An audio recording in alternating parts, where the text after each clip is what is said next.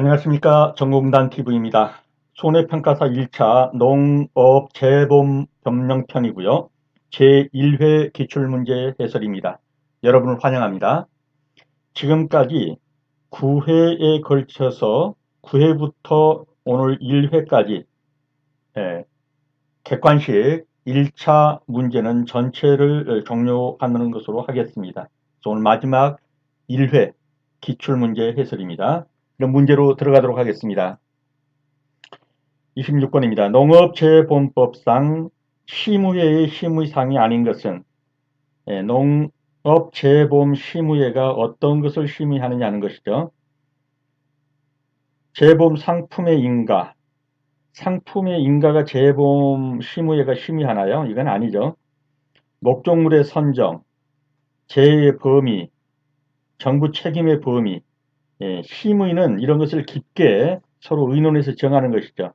근데 구체적으로 인가를 하느냐 허가를 하느냐 이러한 행위는 심의의 사항은 아닙니다. 그래서 재보험 상품을 어떻게 해야 할 것인가 하는 인가의 문제는 심의의 사항은 아니다. 그래서 1번이 정답이 되겠습니다. 심의회의 심의사항은 2조의 3에 나와 있고요. 조문 그대로입니다. 그래서 재해의 범위, 재정 지원에 관한 사항, 손해평가의 방법과 절차에 관한 거, 그 다음에 재보험의 수입과 지출의 적정성 문제, 그 다음에 이러한 위원장이 재해보험 및 재보험에 관한 회의에 붙이는 사항, 이렇게 해서 이것이 심의회의 심의사항으로 되어 있습니다.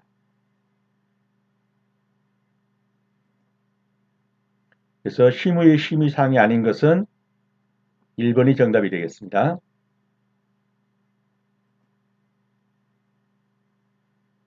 그리고 심의의 심의사항이 아까 그거 외에 또 들어간 게 있죠. 목적물의 선정, 기본계획의 수립.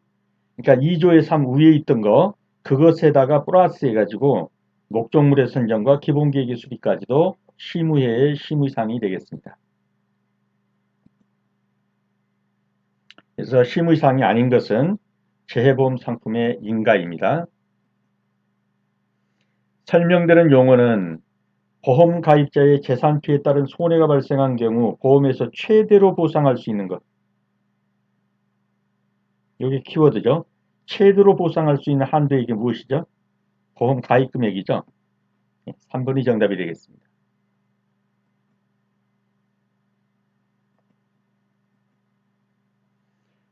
재해보험의 종류가 아닌 것은 이건 그냥 눈에 들어왔죠.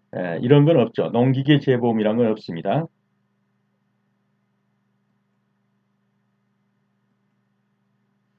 재해보험에서 보상하는 재해의 범위 중 보험 목적물이 벼에서 죄송합니다. 화면이 나갔습니다. 네, 죄송합니다. 화면이 잠깐 좋지 않았습니다.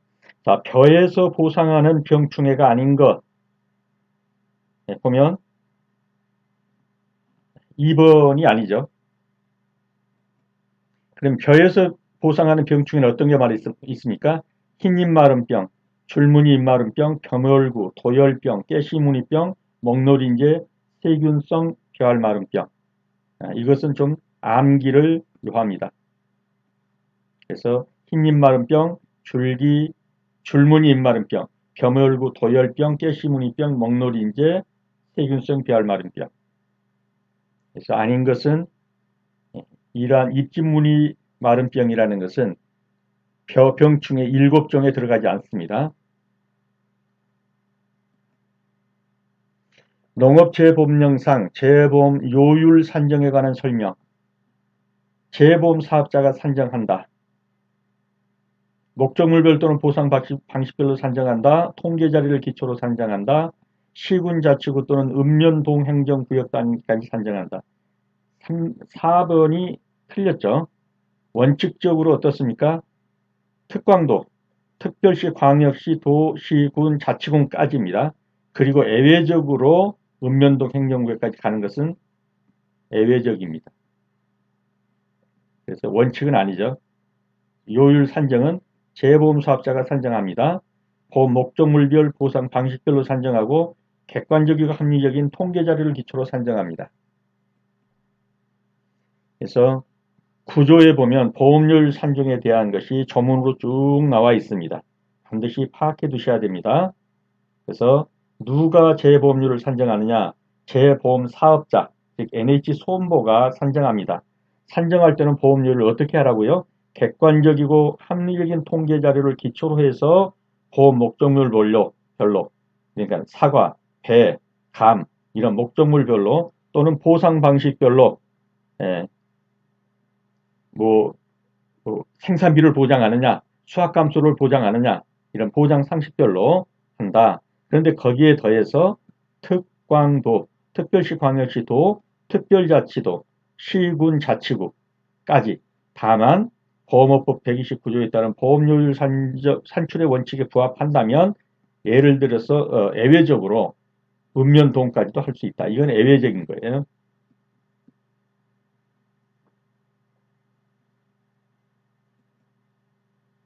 그래서 시군자치구 여기까지는 원칙이고 읍면동 행정구역까지 여기까지는 아니죠. 다만 별도의 다른 그 적이 없다면은 읍면동까지도 예외적으로 할 수 있다 이렇게 보기 때문에 산정에 관한 설명으로 옳지 않은 거 그러면 여기서는 4번을 고르셔야 되겠죠. 재보험 사업자가 산정하고 보험 목적물별로 또는 보상 방식별로 산정하고 객관적이고 합리적인 통계 자료를 기초로 산정하고 이건 다 조문에 있는 내용이죠. 손해평가인으로 위촉될 수 있는 자의 자격 요건이 아닌 것. 품질관리사 될 수 있죠. 재보험 대상 농작물을 3년 이상 경작한 경력이 있는 농업인. 틀렸죠. 어디가 틀렸나요? 예, 경작은 3년 이상이 아니고 5년 이상 경작한 경력이죠. 기사 이상의 자격을 소지한 사람 되고요. 공무원으로 3년 이상 담당 경력이 있는 사람도 됩니다. 아닌 것은 2번이 되겠습니다. 그래서 재보험 대상 농산물을 3년 이상이 아니라 5년 이상 경작한 경력이 있는 사람이 됩니다. 그래서 2번이 틀렸고 정답입니다. 손해평가사 자격 취소에 해당하는 자만 고른 것은 손해평가사 직무를 게을리했다고 자격 취소하는 건 아니죠. 거짓 또는 부정한 방법으로 취득한 사람 취소하고 거짓으로 손해평가한 사람도 취소하고 손해평가사 업무를 다른 사람으로 하게 한 사람도 취소합니다. 무자격자에게 위탁했다라든가 이런 경우가 된다는 거죠. 그래서 니은, 디귿, 리을은 취소 사유에 해당합니다.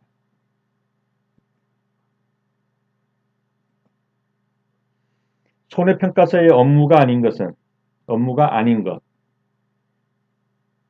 피해 사실의 확인, 손해그 평가, 보행가 평가는 다 업무에 해당되죠. 피해 발생의 통지는 누가 해야 될까요? 그렇죠. 보험 가입자가 보험 사업자에게 우리 과수원에 이런 피해를 입었습니다. 라고 통지를 해야 되는 거겠죠. 그래서 이것은 손해평가사의 업무는 아닙니다. 1번이 정답입니다.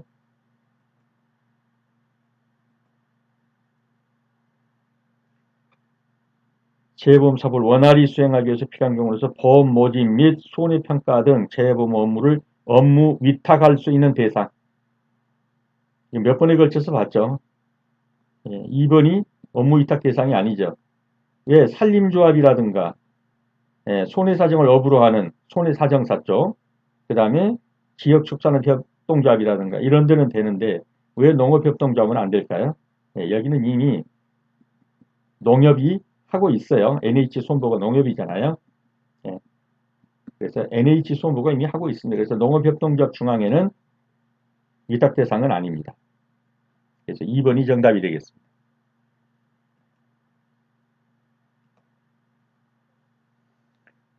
재보험 가입자 또는 사업자에 대한 정부의 재정 지원에 관한 설명으로 옳지 않은 것. 재보험 가입자가 부담하는 보험료 일부를 지원할 수 있다. 맞죠? 재보험 사업자가 재보험 가입자에게 지급하는 보험금의 일부를 지원할 수 있다. 보험료의 일부를 지급하지 보험금의 일부를 지급하는 건 아니죠. 틀렸습니다. 그래서 2번이 정답이 되겠네요.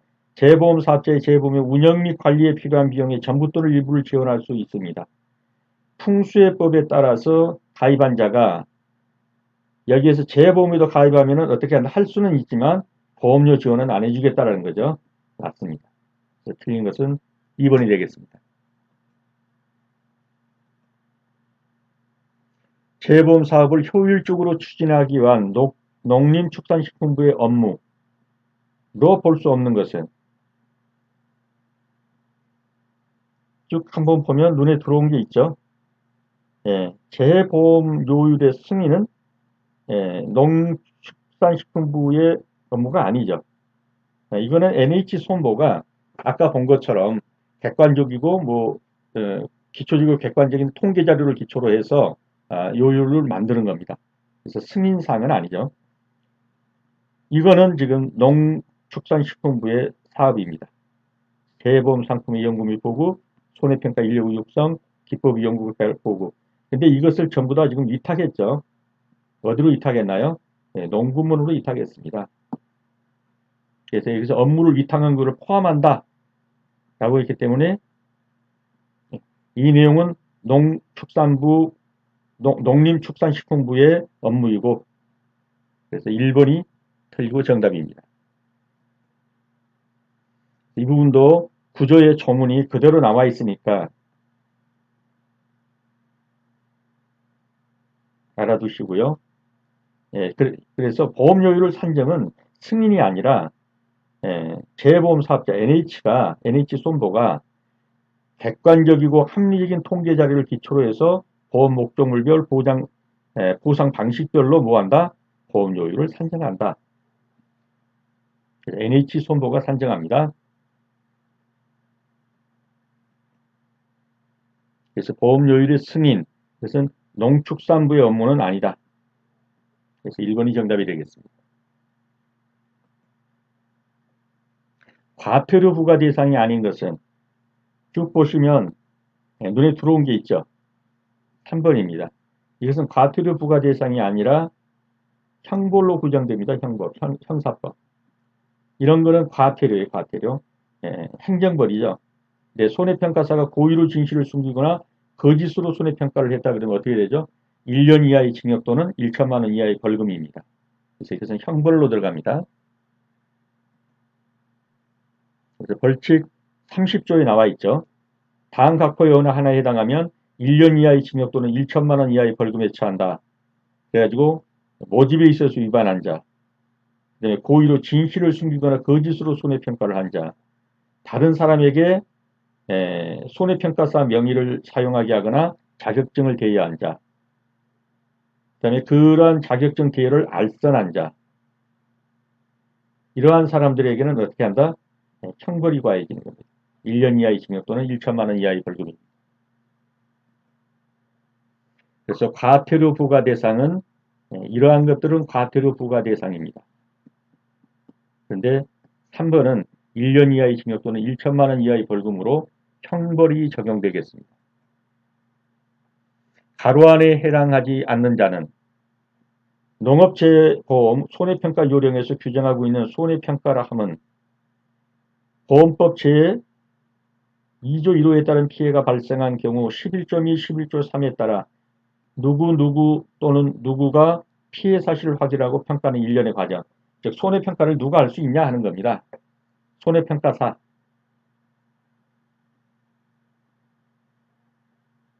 손해평가인, 손해사정사가 할 수 있죠. 손해평가 보조인은 보조하지 손해평가를 할 수 있는 사람은 아니죠. 죄송합니다. 그래서 가로 안에 해당되지 않는 사람은 손해평가 보조인이 되겠습니다.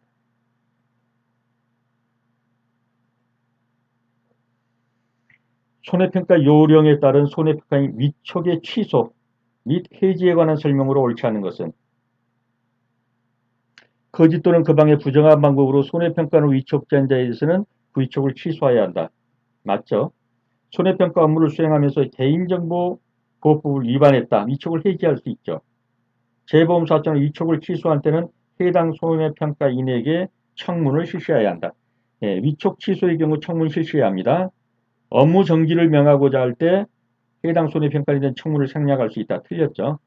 위촉 취소든 업무 정지든 둘 다 청문을 실시해야 합니다. 불러다 물어봐야 돼요. 그래서 손해평가 요령 6조의 3항에 재보험 사업자는 제1항 및 제2항에 따라 위촉을 취소하려 하거나 또는 업무의 정지를 명하고자 할 때에는 손해평가인에게 청문을 실시하여야 한다. 다만 손해평가인이 청문에 응하지 아니하면 서면으로 위촉을 취소하거나 업무 정지를 통보할 수 있다. 그러니까 응하고 안 하고는 별로 문제가 없고 청문을 실시하는 절차를 밟아줘야 된다는 겁니다. 뭐 할 때요? 위촉을 취소하거나 업무의 정지를 명하고자 할 때는. 그래서 위촉을 취소할 때 청문 실시하고 또 업무의 정지를 명하고자 할 때도 청문을 실시해야 되는데 생략할 수 있다 그랬으니까 틀린 것이죠. 정답은 4번이 되겠습니다.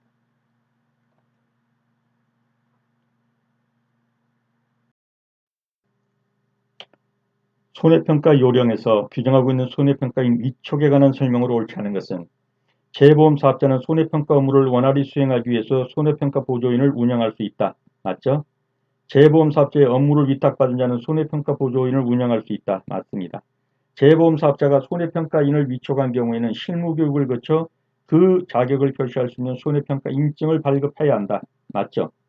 재보험 사업자는 보험 가입자 수 등에도 불구하고 보험 사업비 등을 고려해서 손해평가인 위촉 규모를 최소화해야 한다.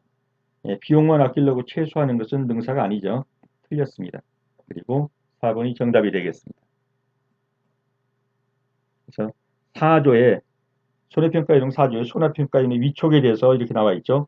재보험 사업자는 법제 11조 1항과 시행령 12조 1항에 따라 손해평가인을 위촉한 경우에는 그 자격을 표시할 수 있는 손해평가 인증을 발급해라. 재보험 사업자는 피해 사실 발생 시 원활한 손해평가가 이루어지도록 농업재보험이 실시되는 시군구 자치별로 보험 가입자 수 등을 고려해서 적정의 손해평가인을 위촉해야 한다. 그러니까 어떤 시군에는 보험에 가입한 사람들이 많을 경우에는 그만큼 손해평가인을 많이 위촉해야겠죠. 그래서 이런 것들을 고려해서입니다. 그 다음에 재보험 사업자 및 십자주에 따라 손해평가 업무를 위탁받은 자는 손해평가 업무를 수행하기 위해서 손해평가 보조인을 운영할 수 있다.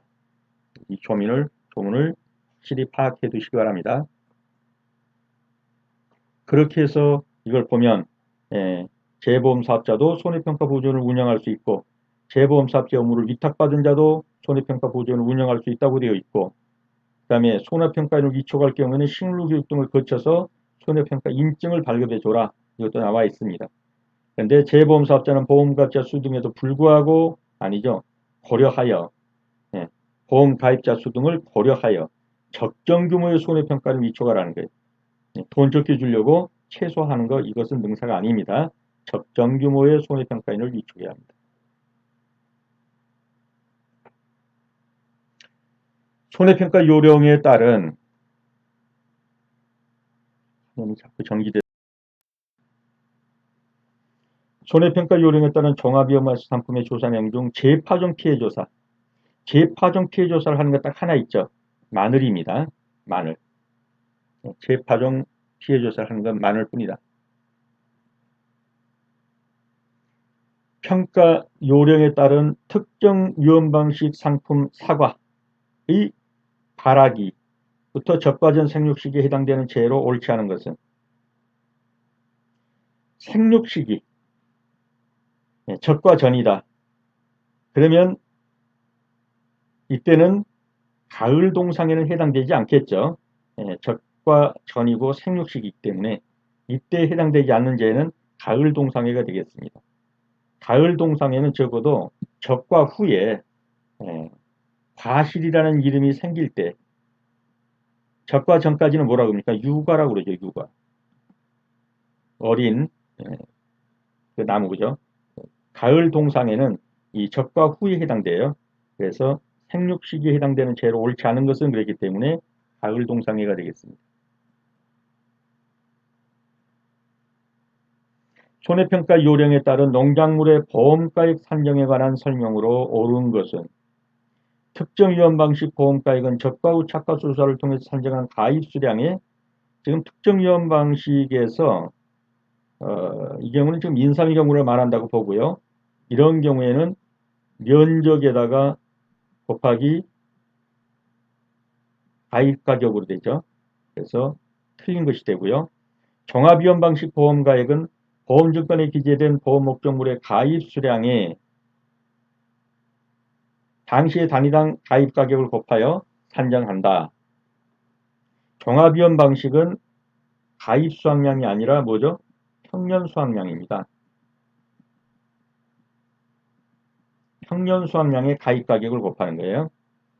그 다음에 적과전 종합위험 방식의 보험가입은 적과 후 착과수를 통해 산정한 기준 수확량에다 보험가입. 이것은 맞죠. 그 다음에 나무 손해보장의 보험가입은 기재된 보험 목적이 나무인 경우로 최종 보험사고 발생 시에 해당 농지내에 심어지는 전체 나무수. 전체 나무수가 아니죠. 예. 즉 열매를 맺을 수 있는 나무수에서 나무당 가입가격을 곱합니다. 이게 전체 나무수가 아닙니다. 그래서 틀렸습니다. 맞는 것은 3번만 맞습니다. 이 부분도 전문으로 살펴보겠습니다. 13조에 나와 있죠. 특정 위험 방식인 인삼은 가입 면적에다 뭘 곱한다? 가격을 곱한다. 면적 곱하기 가격으로 나온다. 그 다음에 저가전 위험 방식은 기준 수확량에다 가격을 곱합니다. 그래서 적과전 종합위험 방식은 기준 수확량에다 가입 가격을 곱한 것.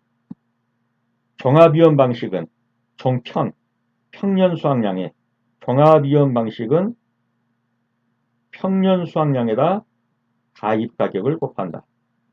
그래서 적, 기, 종, 평 그렇게라도 두 문자로 외워두십시오. 적과전 종합위험 방식은 뭐에다 곱한다고요? 기준 수확량에도 곱하고 종합위험 방식은 평년 수확량에도 곱한다. 그 다음에 나무는 어떻게 한다? 과실 생산이 가능한 나무수에다가 가입 가격을 곱한다. 즉 전체 나무수가 아닙니다. 과실 생산이 가능한 나무수에 가입 가격을 곱해서 산출한다. 그래서 이런 내용들은 꼭 파악을 완전히 해 두셔야 합니다.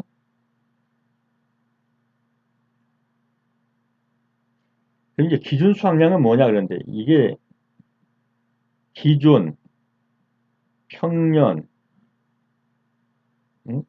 또 표준 이런 말들이 이러한 용어를 다 알고 이걸 풀려고 하면 될까를 모를 수가 있어요. 그래서 어떻든 기준은 정부에서 기준 잡아줍니다. 기준 가격, 기준 수확 뭐 이런 거요. 평년 수확은 그 과수원의 과거의 평년 수확 그렇게 보시면 되고 표준이라는 말이 나오면 그 일대, 그 과수원이 있는 일대의 과수원의 어떤 표준 수확량 이렇게 보시면 돼요. 그래서 기준 수확량은 뭐 부직을 하자면 농지의 기후가 평년 수준이고 영농활동을 평년 수준으로 실시했을 때 기대할 수 있는 수확량이다. 이렇게 되는데 여기서 문제를 풀려고 할 때는 그런 어원을 알기보다 단순한 산식 정도 알고 그냥 푸시면 됩니다. 그래서 특정 위험 방식은 어떻게 한다? 가입 면적에다 가입 가격 곱한다. 종합 위험 방식일 때는 평년 수확량에다 곱한다. 가입 수확량이 아니라 평년 수확에다 가입 가격을 곱한다. 그 다음에 적과전 종합위험 방식에서는 기준 수확량에다가 기준 수확량에다 보험 가입 당시에 가입 가격을 곱한다. 그 다음에 나무 손해보장은 전체 나무수가 아니라 과실 생산이 가능한 나무수에다가 가입 가격을 곱한다. 그렇게 알고 풀고 나가시면 되겠습니다. 손해평가 요령에 따른 손해평가 검증에 관한 설명. 재보험사업자 및 보험사업자의 재보험사업자는 손해평가반이 실시한 손해평가 결과를 확인하고자 하는 경우에는 손해평가를 실시한 전체 보험 목적물에 대해 검증을 실시한다. 틀렸죠? 어디가 틀렸나요? 전체 보험 목적물이 아니죠. 손해평가를 실시한 그 보험 목적물 중에서 일부를 샘플링 해가지고 검증조사를 하는 거예요. 이 검증조사를 했더니 현저한 차이가 난다. 그러면 재조사를 하는데 그 손해평가반을 믿을 수가 없다. 그래서 그 손해평가반이 한 손해평가는 다 제조사 들어가는 거예요. 그래서 그런 개념을 아시고 푸시면 됩니다. 그래서 그걸 조문으로 한 번 더 봐보겠습니다. 그래서 손해평가인이 실시한 손해평가 결과를 확인하기 위해서 제대로 했나 확인해 보려고 실시한 보험 목적물 중에서 일정 수를 임의 추출하여 샘플링 해가지고 검증조사를 할 수 있다. 그리고 농림축산식품부 장관이 NH손보에다가 검증조사를 해라 하면 어떤다? 특별한 사유가 없는 한 이에 응하여야 된다. 그리고 검증조사를 했더니 현저한 차이가 난다. 원래 이 A라는 손해평가반이 한 거는 얼마라고 했냐면 피해액을 1,000만 원, 1억, 1억이라고 합시다. 1억이라고 했는데 검증조사를 샘플링 해갖고 이게 딱 보니까 1,000만 원이에요. 1억이라는 손해평가를 했는데 다시 해보니까 1,000만 원이란 말이에요. 그럼 현저한 차이죠. 그러면 A라는 손해평가반이 손해평가한 걸 믿을 수가 없다. 얘들이 손해평가한 것은 전체를 다 재조사해라. 이렇게 가는 것이다 이거죠. 재조사가. 그렇게 하고 이 내용은 그런 내용들이니까 한번 읽으면서 정확하게 뜻을 파악해 두십시오. 그래서 농림축산부 장관은 재보험 사업자로 NH손보로 하여금 검증조사를 하게 할 수 있는데 재보험 사업자는 특별한 사유가 없는 한 이에 응하여야 한다. 맞죠? 그럼 이제 어디가 틀렸는가 보죠. 재보험사부의 재보험사업자는 손해평가반이 실시한 손해평가 결과를 확인하고자 하는 경우에는 손해평가를 실시한 전체 보험 목적물에 대하여 아니죠. 전체 보험 목적물이 아니라 실시한 보험 목적 중에서 일부에 대해서 추출해가지고 쉽게 말하면 샘플링 조사를 한다 이 말이죠. 그러니까 틀린 것이고. 재보험사업자는 검증조사 결과 현저한 차이가 발생되어 재조사가 불가피하다고 판단될 경우라도 재수할 수 없다? 틀렸죠. 재수해야 되는 거예요. 할 수 있다죠. 그리고 보험가입자가 정당한 사유 없이 검증조사를 거부했다. 그러면 검증조사반은 검증조사 결과 작성을 생략하고 아니죠. 검증조사를 할 수 없게 된 것을 보험가입자에게는 통지하고 당신이 막아서 못한다. 통지하고 검증조사 결과에다가 몽둥이 들고 서 있어서 못했습니다. 이렇게 써서 재보험사업자에게 제출해야 됩니다. 하지 않아도 된다는 게 틀린 것이죠. 맞는 것은 2번입니다. 피해 사실 확인 내용으로 옳은 것은 손해평가반은 보험 책임 기간에 관계없이 발생한 피해에 대해서 재보험사업자에게 피해 발생을 통지해야 한다. 틀렸죠. 통지는 누가 합니까? 손해평가반이 아니라 보험 가입자가 보험 책임 기간 내에 발생한 피해에 대해서 이것도 내에 그것도 손해평가반이 아니라 보험 가입자가 책임 기간 내에 발생한 피해에 대해서 재보험 사업자에게 피해 발생을 통지해야 한다. 그래야 맞죠. 틀린 것이고요. 옳은 것을 고르라고 했네요. 틀렸고. 재보험 사업자는 손해평가분으로 하여금 일정 기간을 정하여 보험 목적의 피해 사실을 확인해야 한다. 피해 봤다고 통지가 들어오면은 피해 사실 통지가 들어오면 어떻게 합니까? 지체 없이입니다. 일정한 기간을 정하여가 아니고 지체 없이 피해 사실을 확인하게 해야 합니다. 손해평가본을 보내가지고 지체 없이. 재보험사업자는 손해평가를 하여금 일정 기간을 정하여 손해평가를 실시하게 해야 한다? 아니, 지체 없이. 재보험사업자가 손해평가본에게 손해평가를 위탁할 때는 해당 보험가입자의 보험계약상 중 손해평가와 관련된 사항을 통보해줘라. 맞습니다. 사과에 대해서 보험 가입 금액은 얼마고 뭐 이런 사항, 계약에 대한 내용을 통보해줘야 그거에 따라 손해평가를 할 수 있겠죠. 그래서 4번은 맞고 나머지는 다 틀렸습니다. 그래서 구조에 나와 있습니다. 피해 사실 확인.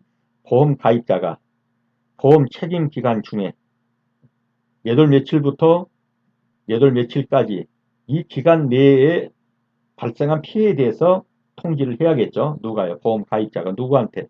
재보험 사업자에게. 그러면 재보험 사업자는 손해평가로 하여금 지체 없이입니다.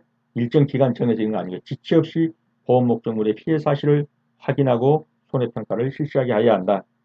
손해평가반이 손해평가를 실시할 때 재보험 사업자가 해당 보험 가입자의 보험 계약 사항 중 손해평가와 관련된 사항을 손해평가반에게 통보해 줘야 합니다.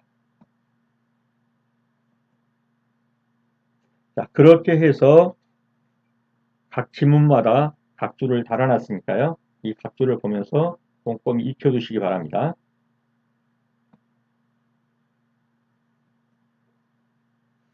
손해평가 요령에 따른 보험 목적물별 손해평가 단위로 옳지 않은 것은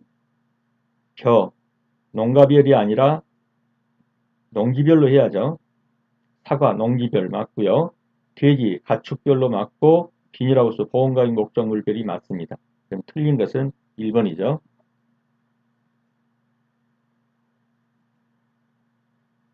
손해평가 요령에 따른 농업시설물의 보험가액 및 손해액 산정과 관련하여 옳지 않은 것은 보험가액은 보험사고가 발생할 때에 발생한 때와 곳에서 평가한다. 맞죠? 보험가액은 피해 목적물의 제조달가액에서 내용연수에 따른 감가상각률을 적용하여 계산한 감가상각을 차감해서 한다. 예, 시설물은 감가상각 차감합니다. 손해액은 때와 곳에서 산정한 피해 목적물의 복구비용, 원상복구비용을 말합니다. 손해액은 원상복구비용을 말합니다. 보험가입 당시 보험가액 및 손해액 산정 방식에 대해서는 보험가입자와 재해보험사업자가 별도로 정할 수 없다. 틀렸죠. 별도로 정한 게 있다면 그 정하는 바에 따릅니다. 그래서 4번은 틀렸고 정답입니다. 15조에 나와 있죠. 별도로 정했다면 그 방법에 따른다는 거예요. 이런 것에도 불구하고 보험 가입 당시 보험 가입자와 재보험 사업자가 보험 가액이나 손해액 산정 방식을 별도로 정했다. 이렇게 합시다 라고 별도로 정했다면 그 방법에 따른다. 그 다음에 시설물은 제조달가액에서 감가상각액 차감하고 산정한다. 손해액은 뭐다? 피해 목적물의 원상복구 비용을 말한다.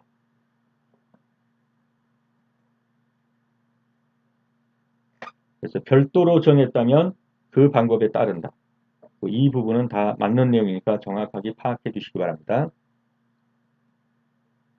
네, 지금까지 수업하시느라 수고 많으셨습니다. 이상 농업재해법령평 기출문제 1회부터 9회까지 해설을 전부 마치도록 하겠습니다. 여러분의 합격을 응원합니다. 감사합니다.